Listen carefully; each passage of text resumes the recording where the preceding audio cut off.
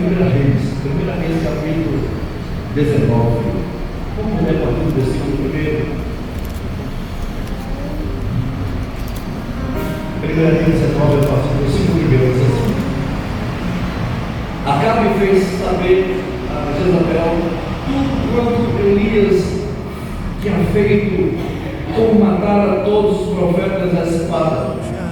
Então Jezabel mandou um mensageiro para Elias e disse: Faça-me os deuses como lhe aprouver, se amanhã, a estas horas, não fazer eu a tua vida como fizeste a cada um deles. Temendo, pois, Elias levantou-se para salvar a sua vida, se foi e chegou a Betseba, que pertence a Judá, e ali deixou o seu poço, e ele mesmo, porém, se foi ao deserto. Caminho de um dia, e veio e assentou-se debaixo de um zinho, pediu para si a morte e disse: Basta, toma agora, ó Senhor, a minha alma, pois não sou melhor do que os meus pais. Deitou-se e dormiu debaixo do zinho. E eis que uma voz o tocou e lhe disse: Levanta-te e come. Olhou ele e viu junto à cabeceira um pão cozido sobre pedras em brasa e um botijão d'água. Comeu, bebeu e dormiu a dormir.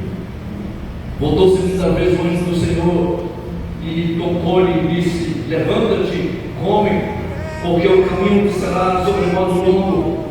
Levantou-se, pois, comeu e bebeu, e com a força daquela comida caminhou 40 dias e 40 noites até Horebe, o monte de Deus. E ali entrou numa caverna onde passou a noite, e eis que lhe veio a palavra do Senhor e disse: Que fazes aqui, Elias? Ele respondeu: Tenho sido zeloso pelo Senhor, o Deus dos exércitos, porque os filhos de Israel deixaram a tua aliança, derrubaram os teus altares, mataram os teus profetas à espada, e eu fiquei só, e procuram tirar minha vida. Disse-lhe Deus: Sai e põe-te neste momento, neste monte perante o Senhor. Desde que passava o Senhor um grande forte vento, fendia os montes, despedaçava as penhas diante do Senhor, porém o Senhor não estava. Porém o Senhor não estava no vento. Depois de um vento, um terremoto, mas o Senhor não estava no terremoto. Depois do terremoto, um fogo, mas o Senhor não estava no fogo. E depois do fogo, um ciclo tranquilo e suave. Ouvindo Elias, envolveu o rosto no seu manto e saindo, pôs-se à entrada da caverna. E eis que veio uma voz e disse: Que fazes aqui, Elias? Ele respondeu: zeloso pelo Senhor, Deus dos exércitos, porque os filhos de Israel deixaram a tua aliança, derrubaram os teus altares, mataram os teus próprios profetas à espada, que eu fiquei só e procurando tirar minha vida. Disse o Senhor: Vai, volta ao teu caminho para o deserto de Damasco, e eu chegarei lá. Israel veio sobre as Jeú que disse: Fugirás sobre rei. Israel também me deu de Safate, de Abraão meu lado, fugirás profetas em teu lugar. Quem escapará a espada de Israel? Jeú o matará. Quem escapará a espada de Jeú? Eliseu o matará. Também observei em Israel 7.000, todos os joelhos que não se dobraram a Baal, e toda a boca que não beijo. Que Deus abençoe a palavra. Esse encontro que está registrado aqui nesse trecho, eu quero voltar para o versículo 8. Elias levantou-se, comeu e bebeu, e com a força daquela comida caminhou 40 dias e 40 noites até a Horebe, do monte de Deus.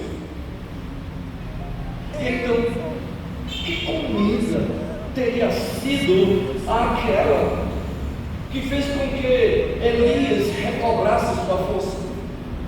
Que comida foi aquela que fez Elias levantar-se com força? Que comida foi aquela que fez com que ele renovasse o seu ânimo e caminhasse por 40 dias? O texto diz que era pão assado sobre pedras em brasa e um jarro d'água. Versículo 19. Mas é claro que o que vemos aqui, o que Deus manda Elias comer, é muito mais do que pão e água. Não dá para comer pão e água e caminhar 40 dias e 40 noites. Mas é muito mais que pão e água. Nós vemos aqui mais do que alimento físico.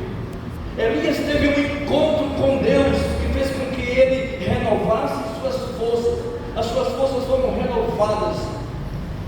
Não foi a comida apenas, pão e água. Foi a renovação de Deus na sua vida. Foi a presença de Deus na sua vida.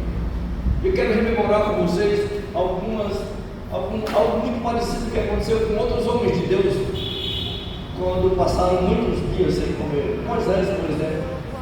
Lembra de Moisés? Na presença de Deus e envolvido na nuvem, foi sustentado por Deus de forma sobrenatural, tanto ele como todo o povo de Israel. Isso está em Êxodo capítulo 16, versos 4 e 5, versículo 8.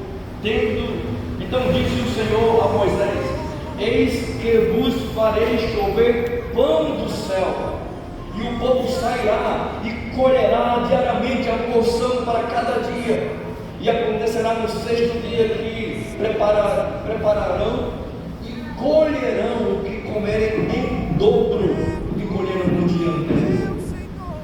Disse Moisés: isso será quando o Senhor à tarde vos der carne para comer, e na manhã fartará-se de pão, porque o Senhor viu o povo murmurando. O povo tinha saído do Egito, no deserto murmurava. Contudo, nós temos aqui um Deus que se preocupa com o seu povo. Moisés conduziu o povo para fora do Egito até o Sinai, e eles tiveram de enfrentar condições climáticas terríveis, condições climáticas muito difíceis, sem a proteção de suas casas. E para chegar à terra prometida, homens, mulheres e crianças caminhavam pelo deserto, no calor do dia, no frio da noite. Mas, meus irmãos, o nosso Deus não é um Deus tirano. Nosso Deus não é um Deus sádico. Ele forneceu-lhes proteção, forneceu-lhes alimento, deu-lhes uma nuvem para protegê-los durante o dia, uma coluna de fogo para guiá-los durante a noite. E Elias foi alimentado 2 vezes de modo sobrenatural, o que lhe proporcionou forças durante aqueles 40 dias.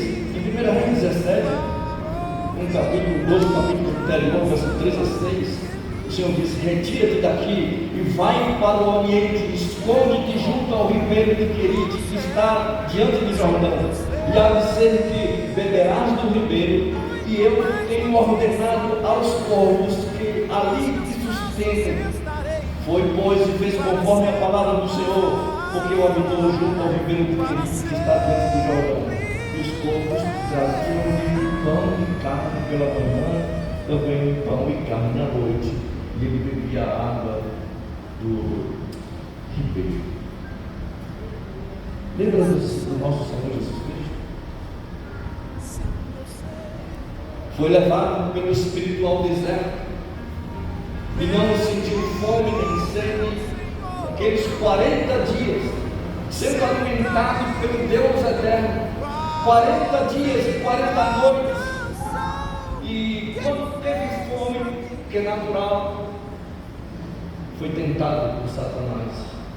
E ali, o texto que nós lemos, essa história relatada em Mateus capítulo 4, tendo jejuado 40 dias e 40 noites, teve fome, vigilante. O tentador disse: se tu és o Filho de Deus, manda que essas pedras se transformem em pão.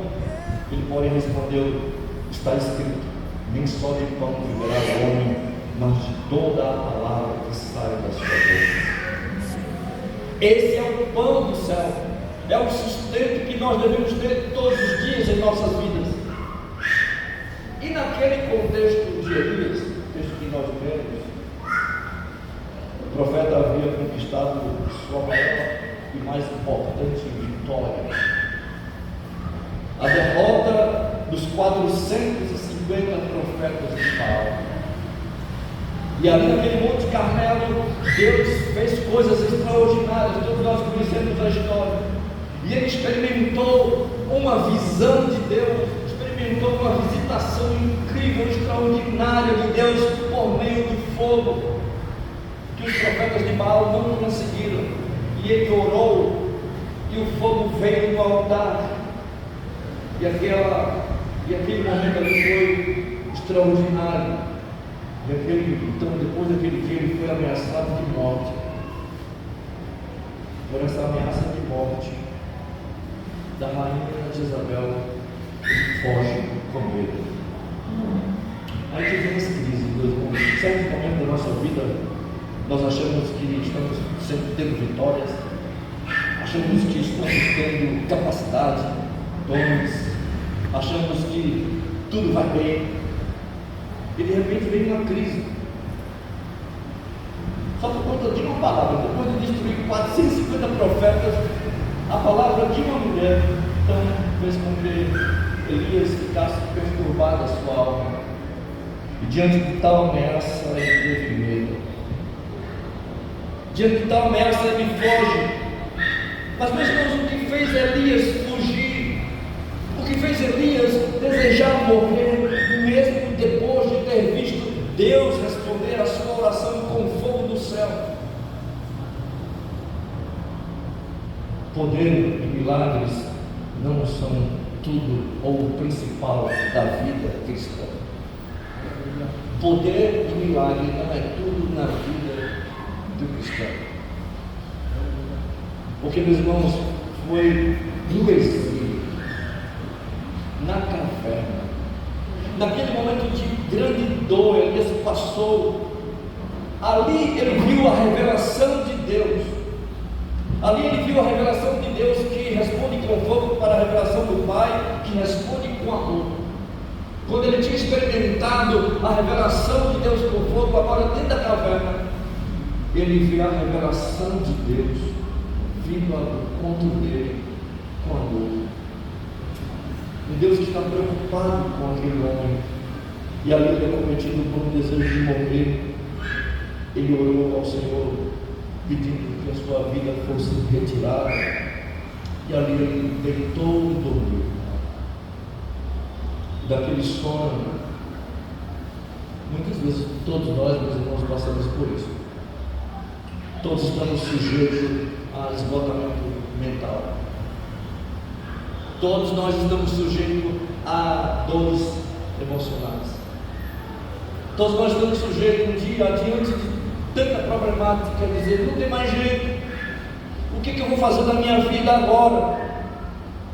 E aqui então a experiência de Elias nos exorta, meus irmãos, que os limites que temos na nossa humanidade, é necessário que a gente se apegue a algo, não material, não físico, não palpável, mas se apegue a algo espiritual. No momento que Deus nos procura, vem ao nosso encontro.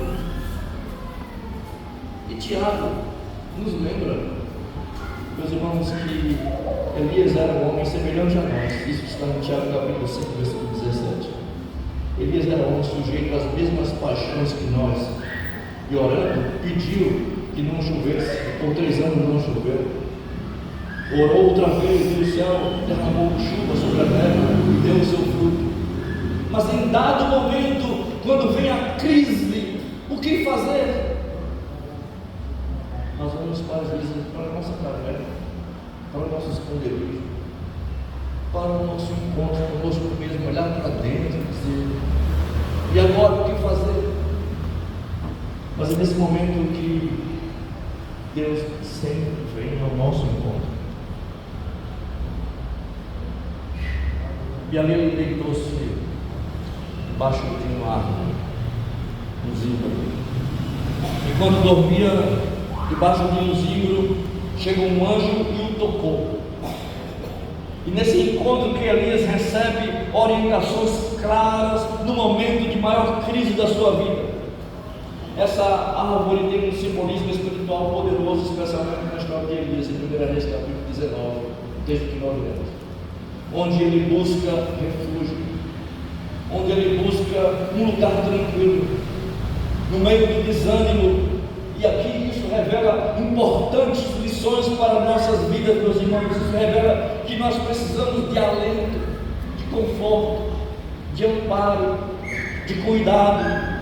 Porque, em outras palavras, quando você enfrenta o desânimo, quando a gente enfrenta a desesperança, quando a gente enfrenta as angústias que se passam em nosso coração, há um Deus que vai nos dar consolo, há um Deus que nos vai dar coragem, é um Deus da graça que lhe capacita diante de situações adversas.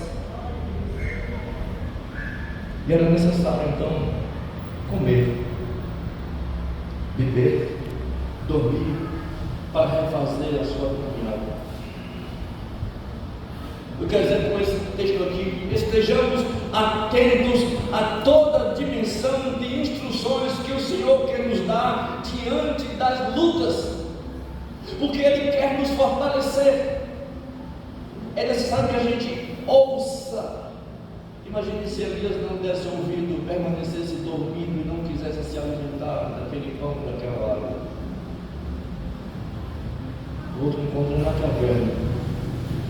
Depois dessa jornada, entrou numa caverna ali em Horebe, e mais uma vez Deus vem ao seu encontro. E nesse encontro Deus faz uma pergunta: o que você está fazendo aqui, Elias?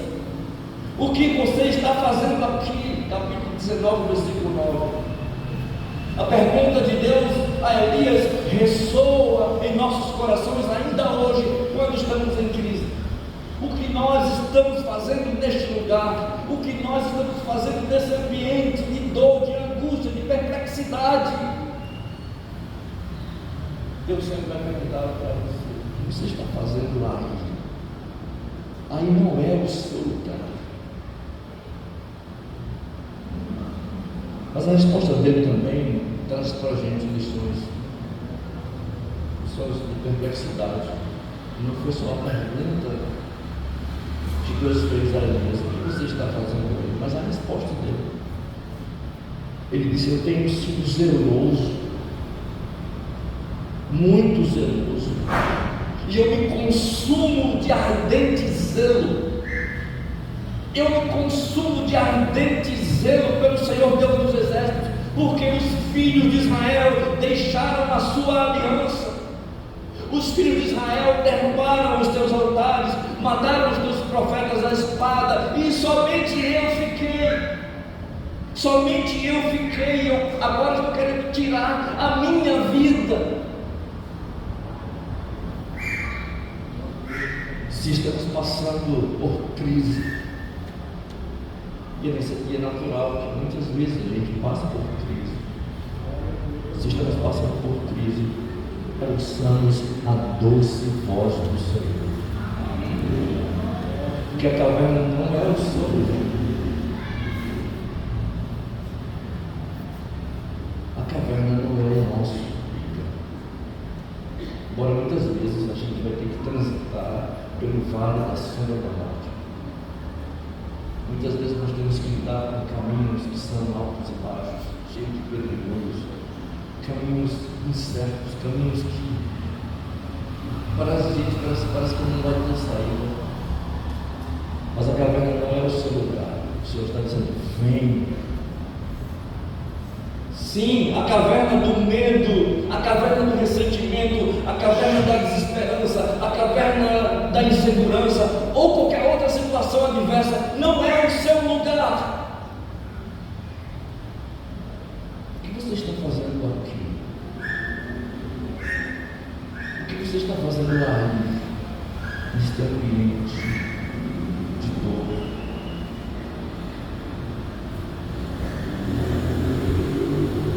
Nós temos um Deus que cuida de nós, e aí leva-nos ao mundo. Davi, depois de ouvir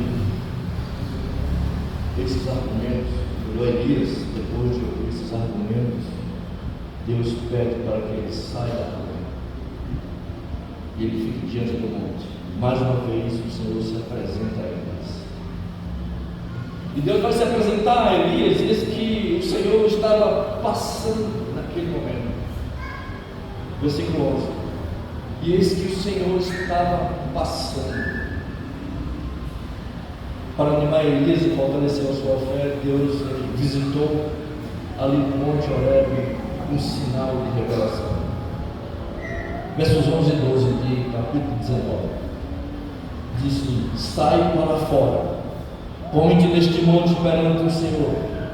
E esse que passava o Senhor como também um forte vento que fendia os montes, um forte vento que quebrava as pedras diante do Senhor, porém o Senhor não estava naquele vento.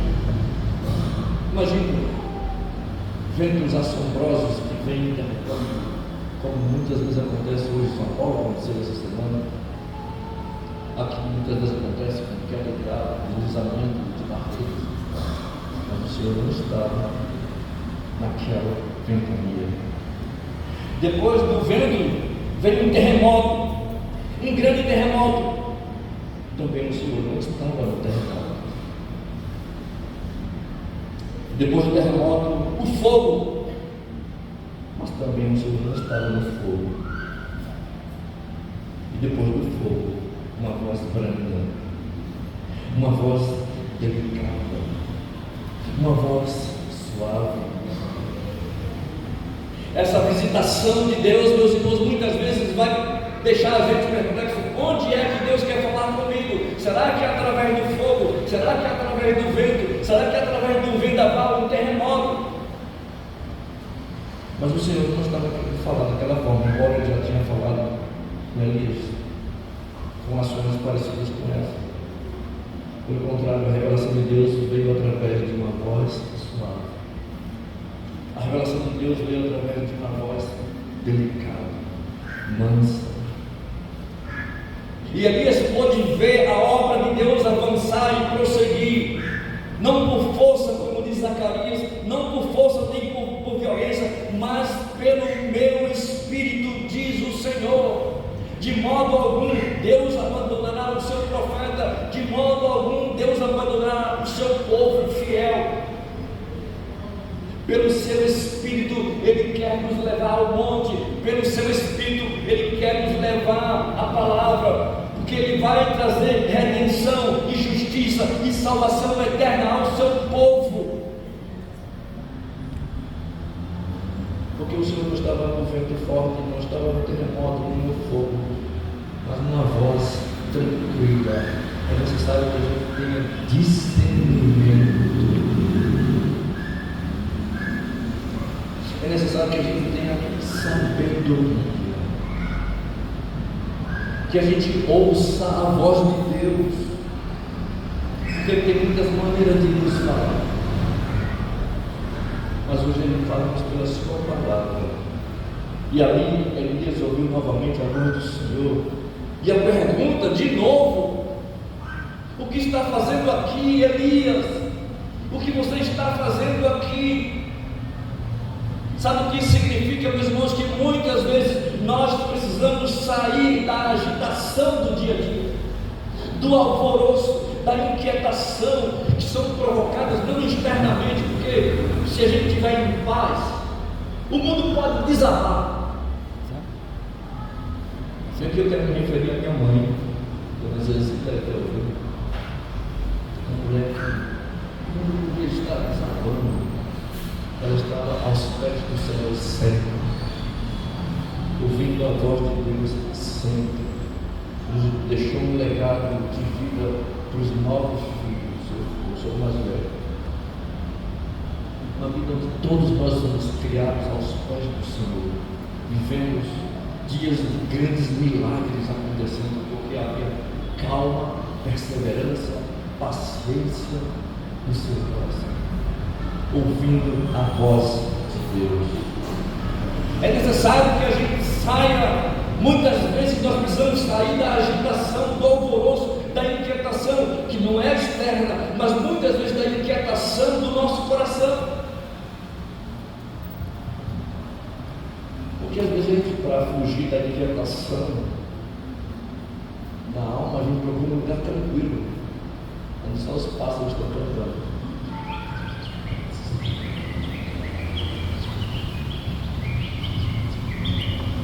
coração está.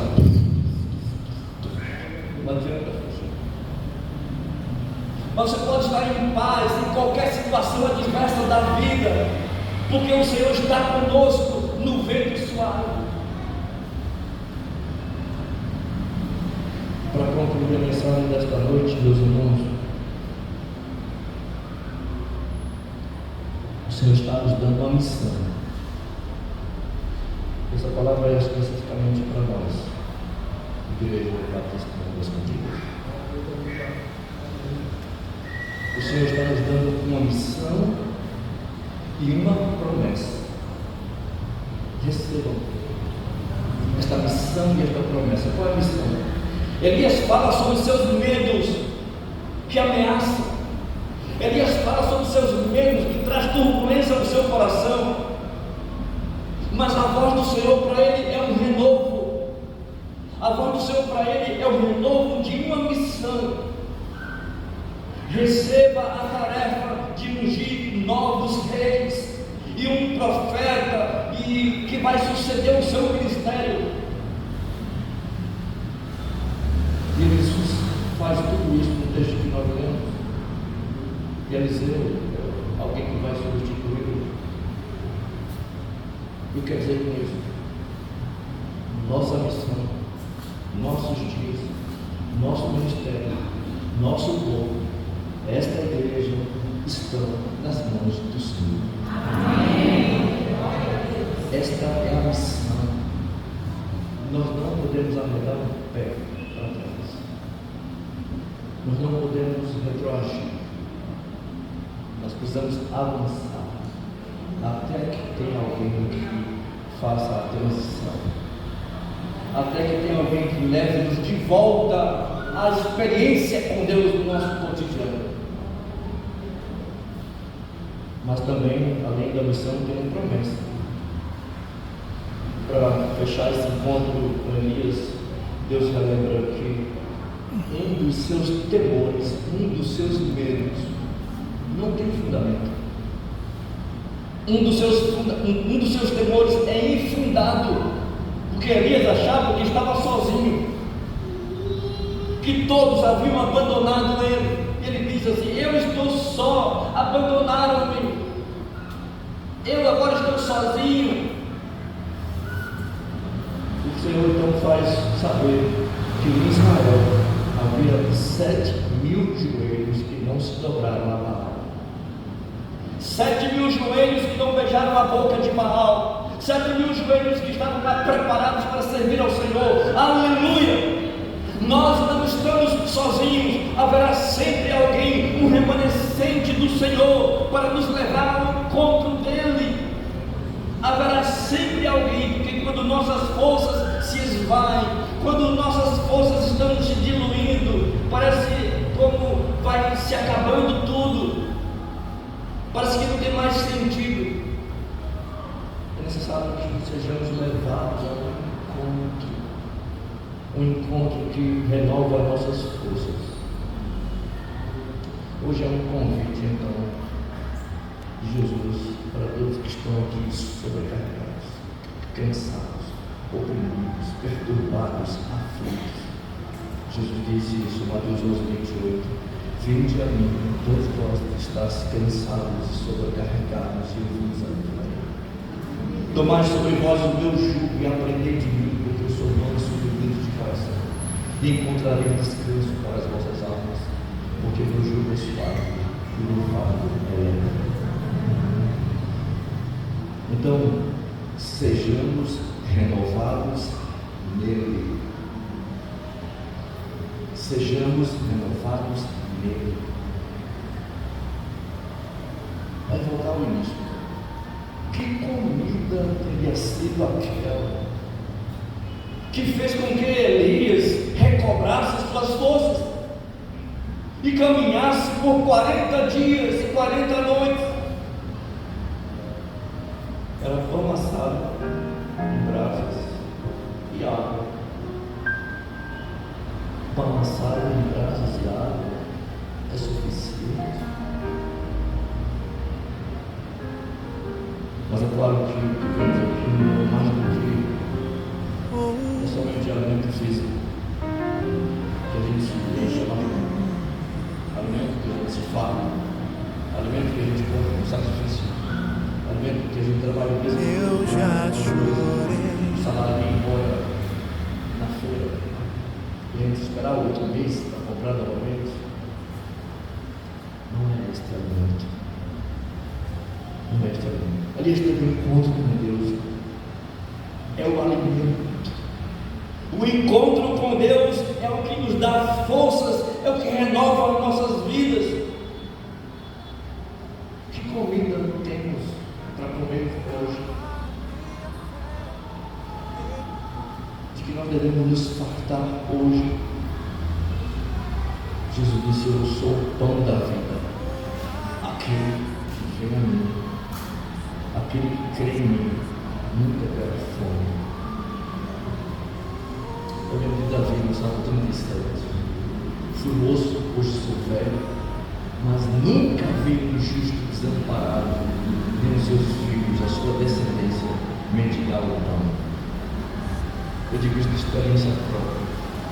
Tendo uma mãe lavadeira de roupa, meu pai pedreiro, lá pelos anos 60, anos 70, com desemprego, pobreza extrema, dificuldades que nós passamos adversas na vida, porém nunca faltou o pão de cada dia, porque todos os dias o pão estava sobre a mesa, mas mais do que isso, o pão do céu estava sobre a mesa, porque meu pai e minha mãe reuniam os filhos no culto matinal e orávamos ao Senhor, pedindo que Ele trouxesse pão, e Deus esteve presente todos os dias da nossa vida.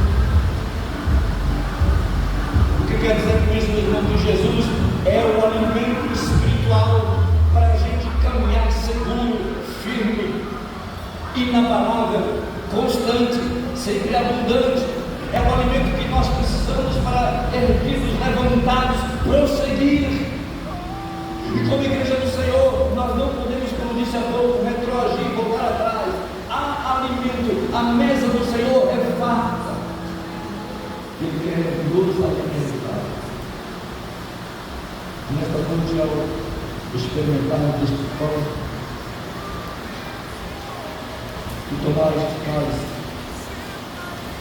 que este seja representado no nosso alimento espiritual. Saiba que a fortaleza do Senhor estará presente na sua, na nossa vida, na vida desta igreja. Fiquemos em pé.